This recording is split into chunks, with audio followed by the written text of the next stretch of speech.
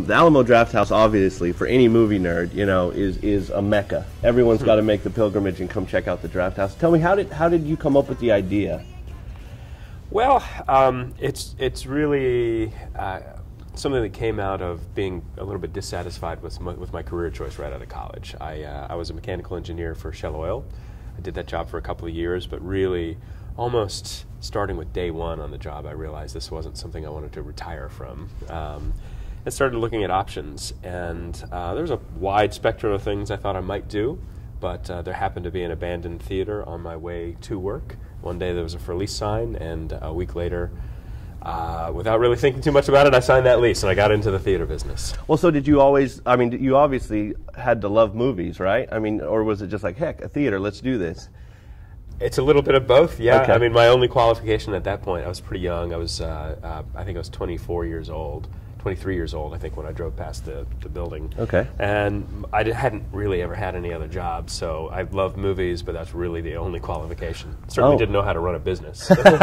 So it was kind of it was just kind of a new adventure for you then. Yeah. That's great. Well, and you know, I know about the Alamo Drafthouse, and there's going to be a lot of people that do. For those that don't, explain a little bit how you guys are different from just going to, you know, a Tinseltown or something like that. Well, I think it started out that our big differentiating factor was we're sitting here at a table. Sure. So, yeah, exactly. This was the key to it in the beginning, is that we served food and had beer and wine, and you can have that while you're watching the movie.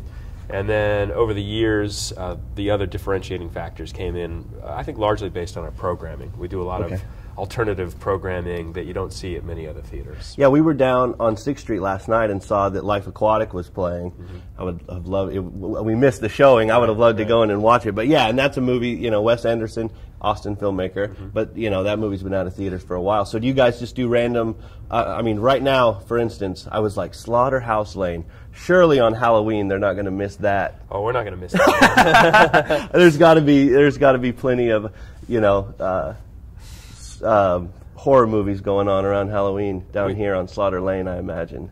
Around that time, we actually have a festival that we produce that's now become the largest genre festival in the United States, and that's horror, science fiction, fantasy. So those types of movies are very near and dear to my heart. So those are what I grew up on as a kid. Yeah. And I still try to be a kid at heart. So October's the time to let our 12-year-old boys run wild with horror movies. Yeah, definitely. Well, and you guys also, another thing that kind of separates you guys is, I hate when people talk in movies. I do too. I hate when people text in movies. I hate when people are late to movies. But that goes the extra mile. I guess you can't force people to show up on time. That's tough. But what, you know, that can alienate some people, but that also makes it a more, I think, appealing viewing experience. Well, that's something that we started early on in year one. Since we serve beer, some people thought, wow, this is just kind of a casual environment, and some people started to get loud, cut loose a little bit, and so we put a hard clamp down on it. We instituted a policy that we're going to warn you, and we're going to tell you if we have to come back again, we're going to kick you out. So listen seriously, and we follow up on that. We kick them out without a refund, which makes people angry. I'm sure everyone's seen the YouTube video, which is great. One of our producers hadn't seen it yet, and I showed it to her, and she was like, I love this. It's awesome. Yeah, so I mean, I think a lot of theaters have no talking policies. I mean, most do. You'll see it on screen, but it's never enforced. Exactly. It's more of an enforcement thing with you guys, that you guys actually follow through with it, and then you just happen to have one of the most awesome voicemails left on your on your answering machine. Yeah, she did us a little favor there for marketing. That's right. So, what's your favorite movie? Oh, goodness. I'm sure you have. I know. I hate when people ask me, what's your favorite movie, but it's I gotta ask it. You know, people do ask me that a lot, and I never seem to have taken the time to come up with that perfect answer. Right. I think it changes a lot. Sure. You know, I get really passionate about movies that I see recently. So I understand that. You know, we actually ended up buying one of the movies that I thought was my favorite movie of last year, which was Bullhead, which we released in theaters. And that kind of speaks to this other branch of the company, that we buy movies that we're passionate about and feel we can share them with a lot of people. That's awesome. Yeah, I saw y'all have a 35mm collection out there that's pretty impressive. Yeah. Also, another thing that's impressive that I could talk for an hour about, the Bottle of Wits. Yes. How did that idea come about?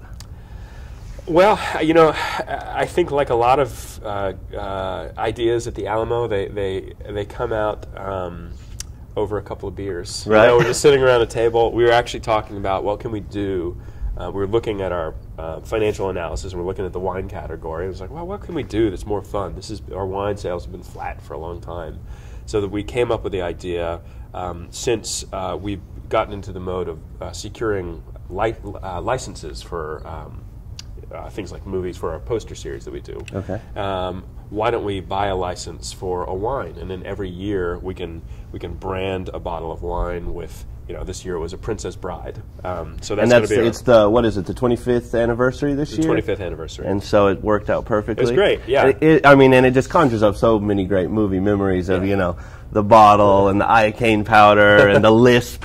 The funny thing about the iocane powder is the original design for the label said iocane free, most likely, but then it has to go through all these state regulatory agencies about what you can put on a label, and it's like, it either has iocane or if it doesn't have iocane, you can't say iocane free, most likely, and that's you know, you're confusing the customer. It's like, no, you don't get the joke. Yeah, exactly. It's like, yeah, I guess the government doesn't take too kindly to movie references on alcohol, especially when you're talking about potentially poisoning your customers. So. Yeah. Well, we're based out of Lubbock, and everyone's always like, does Alamo Draft House, are they opening anywhere else? Are you guys ever going to expand even further than you already have? Would you ever come over to West Texas? You know, I really like Lubbock. We have a relationship with the hospitality department at Lubbock, where we take interns from Lubbock. Okay. And some of our senior management team actually went to Texas Tech. So it's great. We actually, one of the managers for this very facility, we hired her straight out of Texas Tech hospitality program. And I love the town. I think it'll be, you know, it's a great college town. So it's not out of the realm of possibilities. Right. We'll be having a neighborhood theater in Lubbock. Excellent. That's great. Well, I appreciate your time. Thank you for talking with me about movies. Appreciate you.